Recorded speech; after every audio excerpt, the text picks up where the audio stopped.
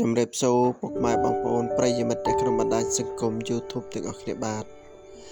ពុកម៉ែបងប្អូនបាទថ្ងៃនេះដែរពុកម៉ែបងប្អូនបាទខ្ញុំបាទសូមនាំអារម្មណ៍ពុកម៉ែបងប្អូន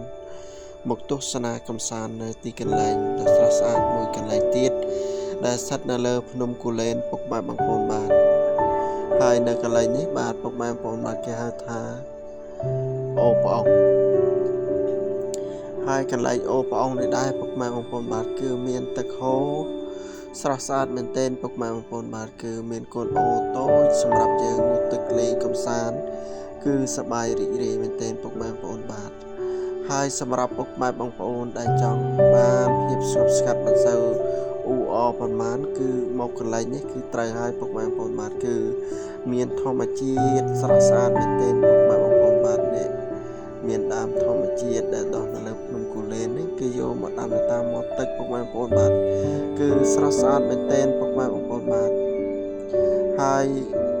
ដូច្នេះពុកម៉ែបងប្អូនថ្មីដែលមិនទាន់បានចុច Subscribe Channel របស់ខ្ញុំបាទ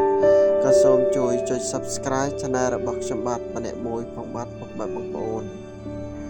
នេះពុកម៉ែបងប្អូនបាទយើងទស្សនាបន្តទៅទៀតពុកម៉ែបងប្អូននេះគឺជាទស្សនវិជ្ជានៅស្ទឹងនេះគឺស្រស់ស្អាតមែនទែនពុកម៉ែបងប្អូនបាទហើយទឹកនេះគឺទឹករាក់ទេពុកម៉ែបងប្អូនបាទគឺសម្រាប់ពុកម៉ែបងប្អូនគឺមានក្មេងៗអីគឺអាចលេងបានគឺអាចងូតទឹកលេងកម្សាន្តបានពុកម៉ែបងប្អូនបាទគឺត្រជាក់ស្រួលហើយសប្បាយរីករាយណាពុកម៉ែបងប្អូនហើយថ្ងៃនេះគឺមានឱកាសសម្រាប់ថតវីដេអូហ្នឹងគឺចែកជូនដល់ពុកម៉ែបងប្អូនសម្រាប់ទស្សនាកម្សាន្តទុកជាចំណីអារម្មណ៍ពុកម៉ែបងប្អូនបាទហើយនៅទីកន្លែងនេះបាទពុកម៉ែបងប្អូនបាទគឺមានកញ្ចក់គេច្រើនណាពុកម៉ែបងប្អូនបាទកន្លែងអូព្រះអង្គនេះហើយមានទេសភាពស្រស់ស្អាតមែនទែនពុកម៉ែបងប្អូនបាទគឺមានវាលធម្មជាតិវាស្មៅខៀវខ្ចីពណ៌បៃតងគឺស្រស់ស្អាតមែនទែនពុកម៉ែបងប្អូនហើយគ្រាន់តែយើងមកដល់ពុកម៉ែបងប្អូនបាទគឺមានអារម្មណ៍ថាស្រស់ស្រាយមានអារម្មណ៍ថាសប្បាយរីករាយមែនទែនពុកម៉ែបងប្អូនចឹងហើយពុកម៉ែបងប្អូនដែលឡើងមកលេងភ្នំគូលែនគឺអាចហោះមកលេងនៅទីកន្លែងនេះបានពុកម៉ែបងប្អូនបាទគឺស្រស់ស្អាតណាស់ពុកម៉ែបងប្អូនគឺមានធម្មជាតិដើមឈើព្រៃភ្នំធំពុកម៉ែបងប្អូនហើយនេះគឺជាកន្លែងដែលគេរចនាដើម្បីឲ្យយើងមកឈរថតនៅទីនេះពុកម៉ែបងប្អូនបាទគឺស្រស់ស្អាតមែនទែន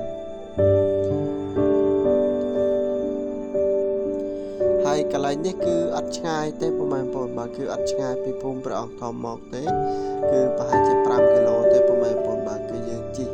ហូរព្រះអង្គធំប្រហែលជា5គីឡូមកគឺយើងដល់នៅកន្លែងអូព្រះអង្គនេះគឺជារទេះបុរាណពុកម៉ែបងប្អូនបាទរទេះបែបបុរាណណាមិនមែនរទេះពីបុរាណសម័យកាលណាទេពុកម៉ែបងប្អូនបាទគឺរទេះបែបបុរាណហើយមានដើមផ្កាដើមអីស្រស់ស្អាតមែនទែនពុកម៉ែបងប្អូនសម្រាប់ពុកម៉ែបងប្អូនចង់មកទស្សនាកម្សាន្តគឺស្រស់ស្អាតមែនទែនហើយសម្រាប់ពុកម៉ែបងប្អូនដែលចង់លំហែកាយលំហែអារម្មណ៍ចង់រកកន្លែងដែលស្ងប់ស្ងាត់មិនសូវមានជាមនុស្សអ៊ូអរប៉ុន្មានណាពុកម៉ែបងប្អូនបាទគឺកន្លែងនេះគឺត្រូវហើយពុកម៉ែបងប្អូនបាទហើយវីដេអូហ្នឹងបាទពុកម៉ែបងប្អូនបាទគឺមានតែប៉ុណ្្នឹងឯងពុកម៉ែបងប្អូនបាទហើយអរគុណ